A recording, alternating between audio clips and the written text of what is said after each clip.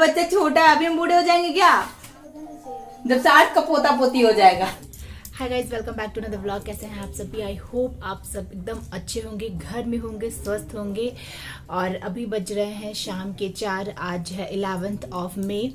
Mummy गई है अभी अपनी वैक्सीन का सेकंड डोज लेने के लिए। 1 अप्रैल को मम्मी को पहला वैक्सीन लगा था, मतलब वैक्सीन का पहला डोज लगा था।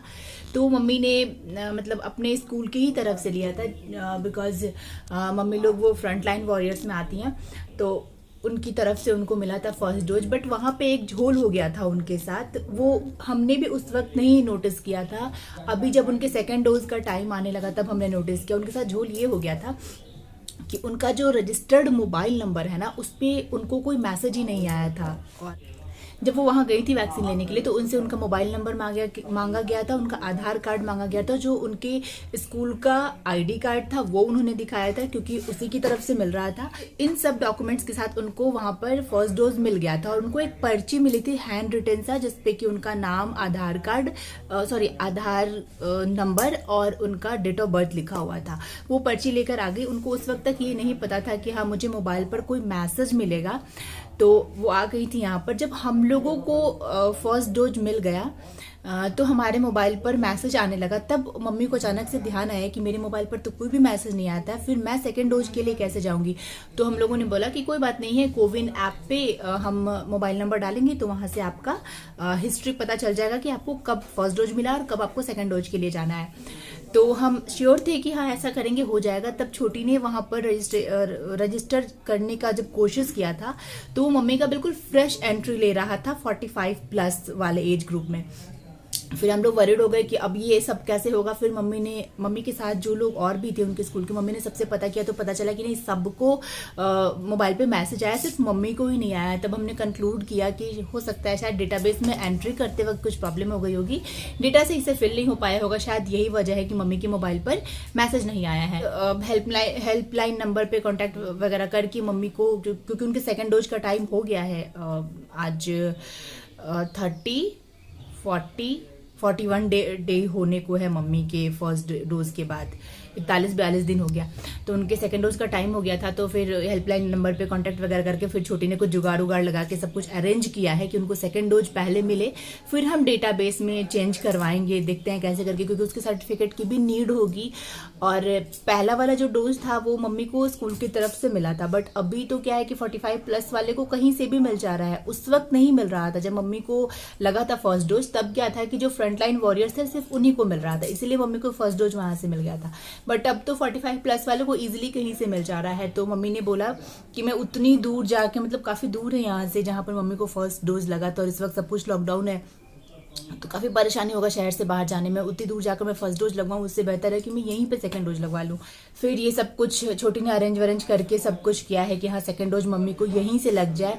वैसे भी उसके बिहाफ पे भी मम्मी को लग जाता है, क्योंकि बैंकिंग प्रोफेशनल्स जितने हैं उनके फैमिली में भी जितने 45+ हैं उनको मतलब वहां से भी वैक्सीन लग रहा है। तो शायद कुछ वैसा ही जुगाड़ होगा, वो जब आएगी तब पता चलेगा कि क्या अरेंजमेंट की है। बट ऐसा कुछ था उस दिन, जैसे कि जब उसको लगा था ना तो उसको यही बताया गया था कि अगर आपके पेरेंट्स 45+ हैं तो उनको भी हम यहीं से वैक्सीनेट कर देंगे। तो छोटी ने बताया था कि नहीं, मेरी मम्मी और पापा दोनों, पापा को तो दोनों डोज पड़ चुका है, मम्मी को 1 डोज पड़ चुका है, सेकेंड डोज के लिए वो फिर हम बात करेंगे, क्योंकि उस वक्त मम्मी का 30 दिन हो गया था मम्मी का। हाँ, बट ये था कि हम लोग सब एक साथ नहीं लेना चाहते थे, क्योंकि मम्मी के बाद हम बहुत डर गए थे, हमको लग रहा था कि बहुत वर्स्ट हो जाता है 2 दिन 3 दिन, तो इसलिए मम्मी को हमने उस टाइम पे नहीं लगवाया था। और फिर मुझे ये लग रहा था कि मैंने भी रजिस्ट्रेशन करवाया था, मुझे लग रहा था कि मेरा भी 1-2 दिन में आ जाएगा, तो फिर ये सब लगातार हो जाएगा, इसीलिए हमने थोड़ा सा 1 वीक का ब्रेक किया था। तो आज मम्मी को वैक्सीन लग रहा है मतलब पहले से ही दिल एकदम तेज धड़कने लग रहा है, क्या होगा कैसे होगा, but cross finger, God ji please सब कुछ बहुत मतलब स्मूथली निकाल दीजिएगा। आप हैं तो सब हो सकता है। बहुत बहुत वर्स्ट हो जाता है 2 दिन यहाँ, जैसे लगता है पता नहीं जिंदगी कहाँ चली गई है, बहुत वर्स्ट हो जाता है। बट कोई नहीं, हिम्मत रखना है और ऊपर वाले पे भरोसा रखना है, सब पार हो जाएगा। और सबसे ज्यादा सिचुएशन ये खराब हो जाती है ना कि साथ से आइसोलेट करना सबको बहुत मुश्किल हो जाता है। जनरली हम लोगों ने, मैंने भी आइसोलेशन किया था, छोटी को भी आइसोलेट किया था हम लोगों ने वैक्सीन के बाद, मम्मी को भी वैक्सीन के बाद आइसोलेट किया था। तो आइसोलेट करना ज़रूरी हो जाता है, थोड़ा सा बच्चा है, मतलब कितना सही है वैक्सीन के बाद आइसोलेट करना I don't know, but for the safer side हम करते हैं फॉर 2 दिनों के लिए। तो वो फिर मम्मी आने के बाद वैक्सीन, मम्मी को भी आइसोलेट किया जाएगा। साथ तभी सो रहा है। मैं अभी जा रही हूँ गाजर वाली इडली बनाने के लिए, तो चलिए आपको भी लेकर चलती हूँ जब तक साथ सोया है, कुछ काम किया जाए। और एक वीडियो एडिटिंग भी करनी है मुझे, तो पहले मैं वो कर लूँ। और अभी मम्मी के आने में तो कम से कम आधे 1 घंटे का टाइम है, तब तक अगर सास सोया रह जाता है तो ये काम कर लिया जाए। आई थिंक मेरे पास अब अच्छा खासा एक्सपीरियंस हो गया है कोविड के वैक्सीन का, तो मुझे लगता है कि मुझे इसके ऊपर एक सेपरेट वीडियो बनाना चाहिए, बिकॉज हमारे घर में अगर अभी देखा जाए तो 5 डोज लग चुका है वैक्सीन का, तो अच्छा खासा एक्सपीरियंस हो गया है। तो अगर मैं, मतलब मुझे ये करना चाहिए आई थिंक सो, क्योंकि बहुत सारे लोगों में अभी भी ये डाउट है कि ऐसा होता है, वैसा होता है, ये नहीं होता है, वो नहीं होता है। तो आई थिंक सो, मतलब देखती हूँ, अगर मुझे लगा कि हाँ ये करना सही रहेगा तो I will make a separate video on this topic कि क्या मिथ है, क्या एग्जैक्टली हो रहा है, क्या बेनिफिट है, मतलब मेरे पर्सपेक्टिव से, एक साधारण इंसान के पर्सपेक्टिव से, उस मतलब वो क्या फील कर रहा है, क्या प्रॉब्लम्स हो रही हैं, क्या बेनिफिट है जो मैं फील कर रही हूँ। तो देखती हूँ, अगर ऐसा कुछ होगा तो I will sure make a video on this topic. And कैसा चल रहा है आपकी तरफ सब कुछ? प्लीज़ बहुत बहुत बहुत सेफ्टी के साथ रहिएगा। मतलब आप सब मेरे प्रेयर्स में हैं। मैं जब भी भगवान से प्रे करती हूँ तो मैं बस यही कहती हूँ, ले आइए संजीवनी प्रभु और कर दीजिए पूरे विश्व का उद्धार, क्योंकि अब उनकी संजीवनी से ही सबका उद्धार होगा। बस एक चीज़ मैं कहना चाहूँगी कि फेथ बना के रखिएगा, डरना नहीं है, भगवान पे भरोसा रखिए। जो सब बिगाड़ता है ना वही सब फिर ठीक भी करता है, तो उनके ऊपर विश्वास रखिए। जब सारा दरवाज़ा बंद हो जाए तो उनका दरवाज़ा हमेशा खुला रहता है, तो उनका दरवाज़ा अभी भी खुला हुआ है, बस विश्वास रखिए। या तो आप डर सकते हैं या आप उन पर विश्वास कर सकते हैं। तो मुझे लगता है कि डरने से कुछ नहीं होगा। इस वक्त अगर हम डर गए तो मर गए। डरना ज़रूरी है, डरना वायरस से है, डरना है बिना मास्क के निकलने से, सोशल गैदरिंग से डरिए, लोगों से मिलने जुलने से डरिए। बट कहीं किसी भी पॉइंट पे अगर आप इन्फेक्टेड हो जाते हैं, भगवान ना करे, बट कोई भी इंसान किसी भी पॉइंट पे अगर इन्फेक्टेड हो जाता है, तब उसको नहीं डरना है, तब उसको सिर्फ और सिर्फ लड़ना है। तो हम लड़ेंगे भी और जीतेंगे भी। कब ऐसा दिन आएगा कि एक बार फिर से हम आज से 3 साल 4 साल पहले वाले समय में जाएंगे और सब कुछ बहुत अच्छा होगा, हम लोग आराम से घूम रहे होंगे।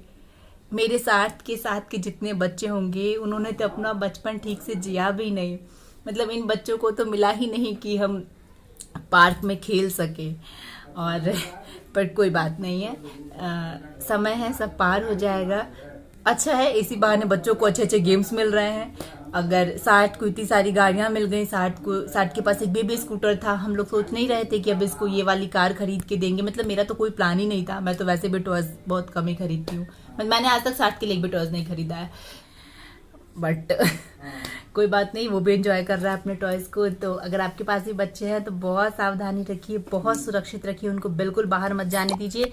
इस वक्त डरना इन सब चीज़ों से है, बाहर जाने से, बाहर घूमने से, बाहर का चाट पकौड़ी खाने से। हालांकि लॉकडाउन है, चाट पकौड़ी तो नहीं मिल रहा होगा, बट जो भी मिल रहा है उसको अवॉइड कीजिए। चलिए मैं चलती हूँ, नहीं पहले मैं चलती हूँ कुछ एडिटिंग का काम करने, सास सो रहा है, उसके बाद चलूंगी मैं इडली बनाने के लिए। बहुत मतलब इडली क्रेविंग हो रही है मुझे तो बहुत ज़्यादा। आई थिंक छोटी को भी बहुत हो रही होगी, आके खुश हो जाएगी इडली देख के। हम लोगों को ना अगर सूखी इडली भी मिल जाए ना तो भी चलेगा, बट इडली बहुत पसंद है।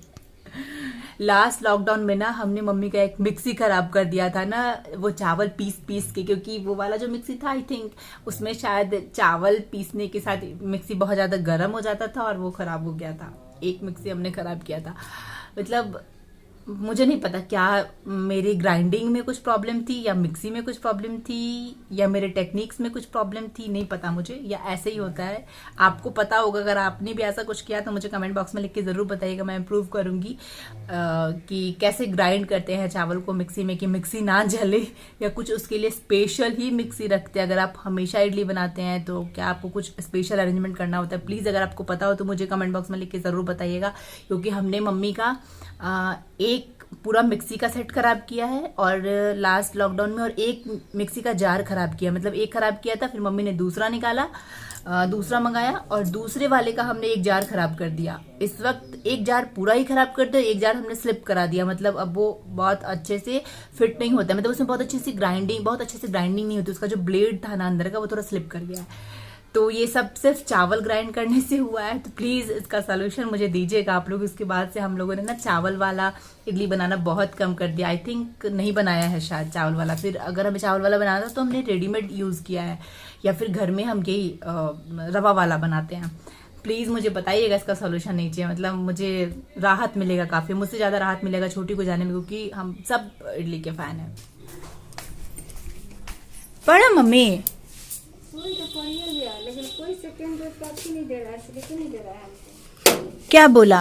कहा है फिर नहीं होता, आपका सिस्टम में फर्स्ट शो कर रहा है, तो हम कैसे सेकेंड डोज का बना के दे दिया। हमने के साथ दिए हैं कि लिस्ट खाली डेट और फिर डेट तो लिख सकते हैं। हाँ, तो वो नहीं दिया, वो भी नहीं दिया है। हाँ पर लिखियो के काट दिया है, वो लिखवाइयो रहा था ना, जगह से कही है ना, तो वो लिखवाइयो रहा था। हाँ, डॉक्टर है कि क्या है, लिख करके थोड़ा सा काट दिया है, कहा कि मैसेज आपका एगो चला जाएगा, देखिए सेकेंड डोज लिख करके भी काट दिया आपसे। कि अलग अलग पड़ता है, एक ही पड़ता है शायद दोनों टाइम में। तो कहा है कि आपको पड़ा है सेकेंड डोज, लेकिन शो करेगा फर्स्ट डोज, इसलिए आप कहीं मत लीजिएगा।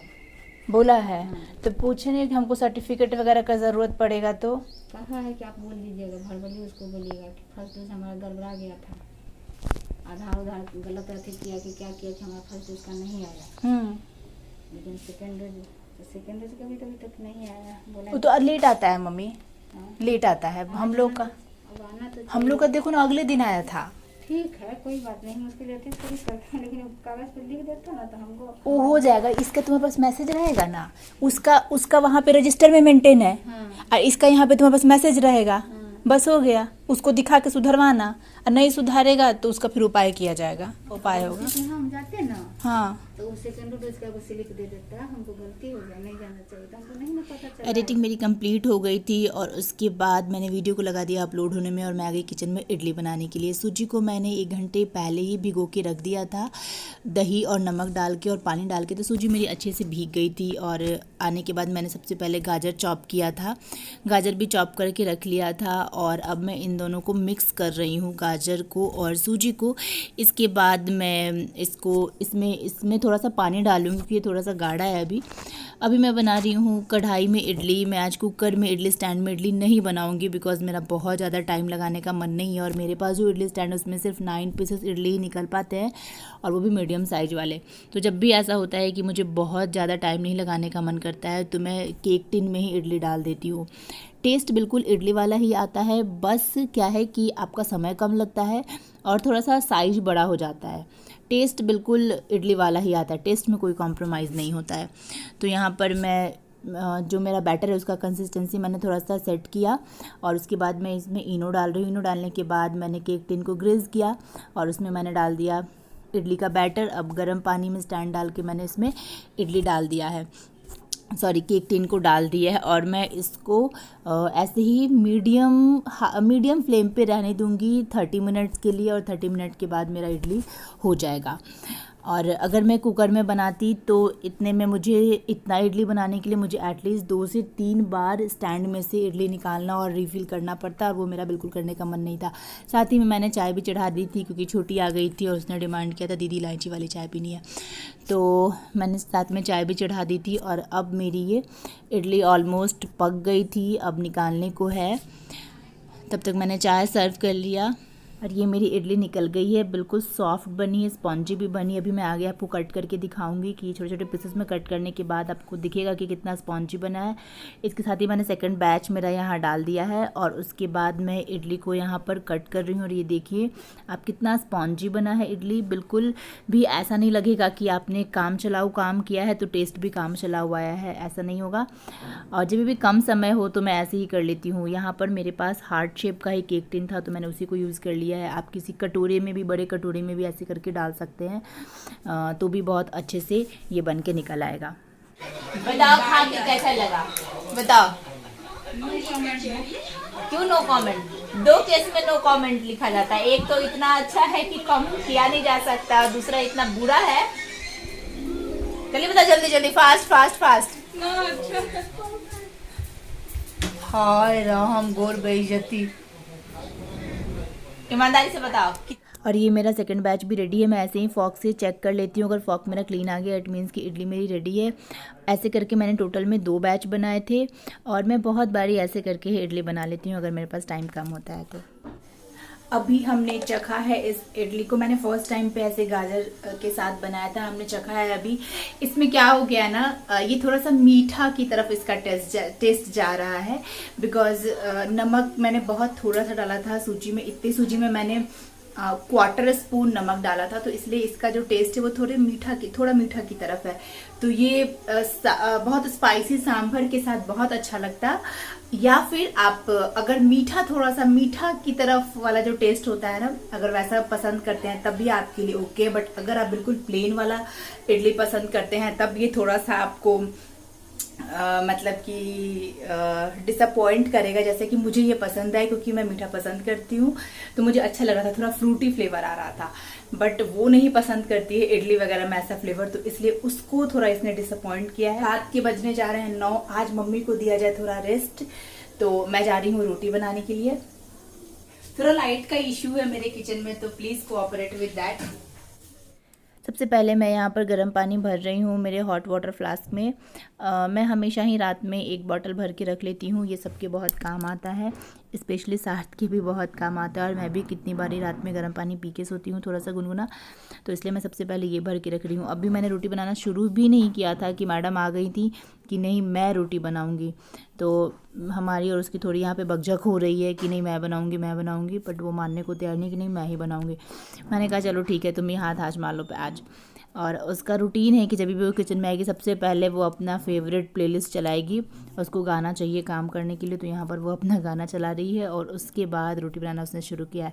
तो चलिए इसके बाद हम लोग डिनर करेंगे और इस व्लॉग को मैं यहीं पर एंड करती हूँ। उम्मीद करती हूँ आपको पसंद आया होगा तो प्लीज़ लाइक कर दीजिएगा, शेयर कर दीजिएगा अपने फैमिली और फ्रेंड्स के साथ। चैनल पर अगर नए हैं तो सब्सक्राइब कर दीजिएगा, बेल बटन को हिट कर दीजिएगा सो दैट मेरे आने वाले ब्लॉग्स के नोटिफिकेशन आपको मिलते रहें। मैं मिलती हूँ आपसे किसी नेक्स्ट ब्लॉग में, तब तक के लिए बाय बाय। खूब खुश रहिए और खुशियाँ बांटते रहिए।